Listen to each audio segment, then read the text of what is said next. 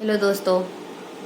एक बच्चे लड़के या लड़की ना, जो उनकी एज होती है 12 से लेके 17-18 के बीच की, वो जो उम्र होती है ना, वो कह सकते हैं कि बच्चों की उम्र वो बहुत ज़्यादा भटकने की होती है, बहुत ज़्यादा रास्ता गलत पकड़ने की होती है। जैसे आप सभी को पता है कि 10th का भी बोर्ड होने वाला है, उसके बाद 11th की भी होगी, 12th की भी होगी। पर जब वो बच्चे वो जब एग्ज़ाम देते हैं और उसके बाद का जो उनका समय होता है, एग्ज़ाम का समय तो फिर भी सही है कि जब एग्ज़ाम होता है तो बच्चे अपने तैयारी में पूरी तरह से लग जाते हैं, उनको और कुछ भी नहीं दिखता। पर कुछ बच्चे ऐसे होते हैं जो पढ़ते तो हैं पर वो ऐसे ही टाइम पास के लिए। क्यों? क्योंकि उन्हें पता है कि पढ़ना या ना पढ़ना से कोई फ़र्क नहीं पड़ता है, माँ बाप की जो भी काम होंगे वो काम मुझे तो करना ही है। पर कुछ बच्चे ऐसे भी होंगे जो उनका कुछ उद्देश्य होगा, कुछ एम होगा कि हाँ मुझे कुछ करना है। पर जो कुछ अच्छे बच्चे होंगे उनके दोस्त तो अच्छे नहीं होंगे ना, क्योंकि कहते हैं जैसे हम हैं वैसे ही हमारे दोस्त हो, ऐसा तो ज़रूरी नहीं होता है। हमारी सोच अच्छी है तो सामने वाले की भी सोच अच्छी हो, ये कोई ज़रूरी नहीं होता है। ठीक, तो वैसे ही जब आप अपना अच्छा काम करते हो, पर कुछ बच्चे ऐसे होते हैं ना जो कि शायद वो नहीं चाहते हैं, या आपको कह सकते हो कि आपको डिस्टर्ब करेंगे, आपको पढ़ाई लिखाई से इधर उधर भटकाएंगे, कहेंगे कि यार ये छोड़ो कुछ नहीं लिखा है। और हो सकता है कि आप उनके बातों में आ जाए, और आते भी हैं बहुत बच्चे, तभी तो वो अपना उद्देश्य भूल जाते हैं बहुत बच्चे, है ना। तभी तो जब आप कई बच्चों को, वैसे क्योंकि मैं देखती हूँ कभी कभी बहुत कम उम्र के बच्चे होते हैं जो माँ बाप उनको बाइक दे देते हैं, उनको स्कूटी दे देते हैं।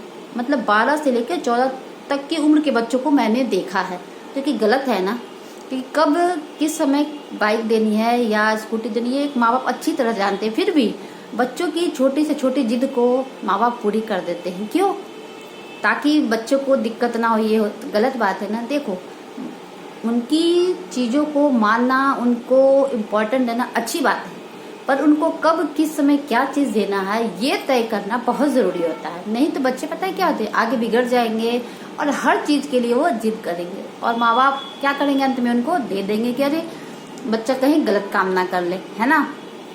तो ये डर होने से बेटर है कि आप अपने बच्चों को पहले से ही हर चीज़ के लिए प्रिपेयर कर दें कि भाई मैं तुमको ये चीज़ तब दूंगा जब तुम ये चीज़ करोगे। अगर बच्चे के माइंड में ये रहेगा ना तो वो अपना काम अच्छे से करेगा और किसी के बहकावे में वो नहीं आएगा।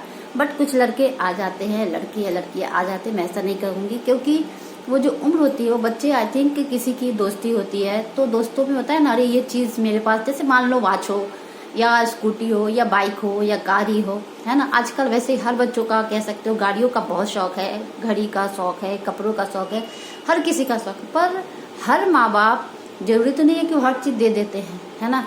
पर क्या होता है, वो बच्चे देखा हिसकी अपने माँ बाप को जिद करते हैं, और यदि वो चीज़ नहीं हो पाती है तो वो किसी और तरीके से वो लेना चाहते हैं, यानी गलत तरीके से, जो कि बहुत गलत बात है। तो ये कब होता है, जब आपकी संगति या आप गलत रास्ते पे चले जाते हैं।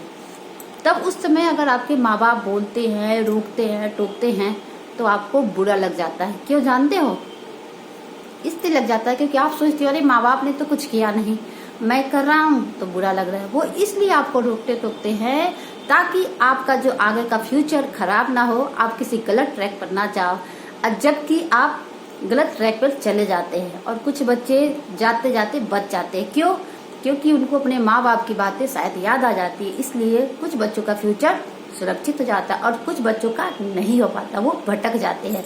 जो बच्चे भटक जाते हैं ना, उनका कोई फ्यूचर नहीं होता है। भटकने का मतलब गलत लाइन, किसी गलत चीज़ों में पढ़ना, गलत कामों में अपने दिमाग लगाना, जो कि गलत बात है। एक बात बताऊं बच्चों, आप लोगों को पढ़ने का उम्र होता है, आप लोगों को अपने पढ़ने पर फोकस करना चाहिए।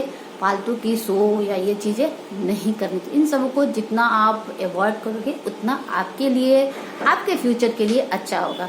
क्योंकि कहते हैं ना, कोई भी माँ बाप अपने बच्चों के दुश्मन नहीं होते हैं, पर बच्चे हैं जो उस वक्त उनको बिल्कुल अच्छा नहीं लगता है। वो सोचते हैं अरे ये तो ऐसे ही बोलते रहते हैं, हमारा दिमाग खराब करते हैं। बहुत बच्चे ऐसे बोलते हैं, हमने सुना भी है और देखा भी है। तो ये तब होता है ना जब आप बच्चों को रोकना टोकना आपको करना चाहिए। और एक पिता ये बात बहुत ही बखूबी से जानता है, इसलिए अगर एक पिता बोलते हैं, रोकते हैं, टोकते हैं तो उसकी बातों को आपको समझना चाहिए, इम्पोर्टेंट देना चाहिए। ये नहीं कि आप उनकी बातों को इग्नोर कर दें, क्योंकि भाई आपसे वो ज़्यादा दुनिया देखे हैं, वो समाज में उठते हैं बैठते हैं, उनको पता है। तो जब अगर ये बात बोलते हैं तो आप अपने एक पिता की बात को सुना करिए, उनकी बातों को इम्पोर्टेंट दिया करिए, क्योंकि एक माँ बाहर नहीं जाती, समाज में उठना बैठना एक माँ का नहीं होता है।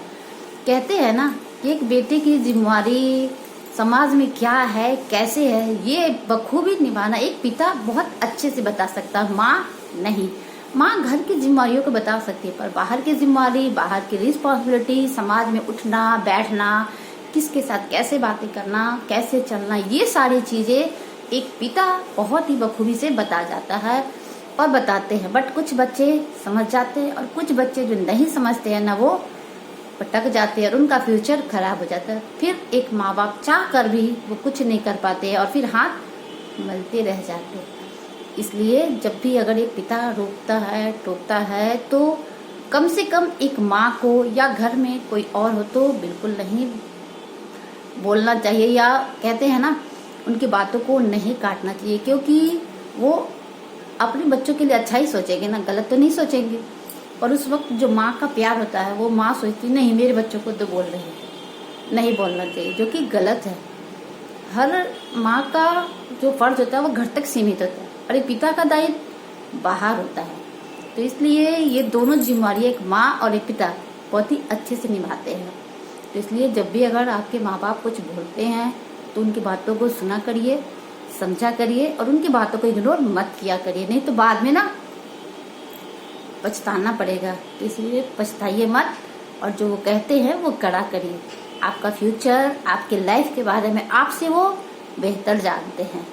तो अपने माँ बाप के साथ बैठिए और जो भी आपके मन में दुविधा हो या कोई संकोच हो तो आप दुनिया वालों को बताओगे ना, तो वो पता है वो आपका फायदा उठाएंगे, आपसे इधर उधर की बातें करेंगे। पर अपने माँ बाप से बैठोगे, पिता से दो बातें करोगे, शेयर करोगे, तो वो कहीं ना कहीं आपको अच्छी बातें बताएंगे, जानकारी देंगे। और आप दुनिया भर की जो लोगों से बातें करोगे ना, तो उन सभी लोगों से बच जाओगे। और कहते हैं ना, जो आपको एक पिता आपको बातें बताएगा, शेयर करेगा, हो सकता है आपको बोरियत लगे, पर कभी बैठकर उनकी बातों को सोचिएगा, समझिएगा, तो आपको लगेगा कि हाँ, हमारे पिता ने बहुत ही अच्छी बातें बताई है। जरूरी नहीं है कि 10 लोगों के साथ बैठा जाए, दोस्ती की जाए, है ना। तो ये कहते हैं ना कि पिता से बढ़कर कोई दोस्त दुनिया में नहीं होता, है ना। यदि वीडियो अच्छी लगे तो लाइक शेयर सब्सक्राइब जरूर करिएगा, ठीक है। और मेरा किसी का उद्देश्य ये नहीं है कि मेरे से किसी को दिल दुखे, मुझे लगा इसलिए मैंने शेयर किया, क्योंकि आप सभी को पता है कि सभी लोगों का पेपर आने वाला है और 10th का एग्जाम देने पर बहुत बच्चे फ्री हो जाएंगे। तो फ्री होकर अपने टाइम को खोटी मत करिए, टाइम को बर्बाद मत करिए, बल्कि उस टाइम का यूटिलाइज कीजिए, अपने टाइम को सही चीज़ों में इस्तेमाल करिए, ताकि आपसे आपके माँ बाप भी खुश रहे और जो आपका टाइम है उसका भी आप उपयोग कर पाए। और सबसे जरूरी बात, आपके बाद आपका छोटा भाई होगा, बहन होगी, वो भी तो आपसे बहुत कुछ सीखेंगे, क्योंकि जैसा आप करोगे उसके पीछे जो आपके भाई या बहन होंगे वो भी तो वैसा ही करेंगे ना। तो जब वो गलत करेंगे, आप अगर रोकोगे टोकोगे तो वो क्या नहीं बोलेंगे कि भाई तुमने तो किया, मैं क्यों नहीं कर सकता। इसलिए कम से कम अपने छोटे भाई या बहन के लिए बेहतर से बेहतर इंसान बनने की कोशिश करिए, ये कहना था। और यदि अच्छा लगे तो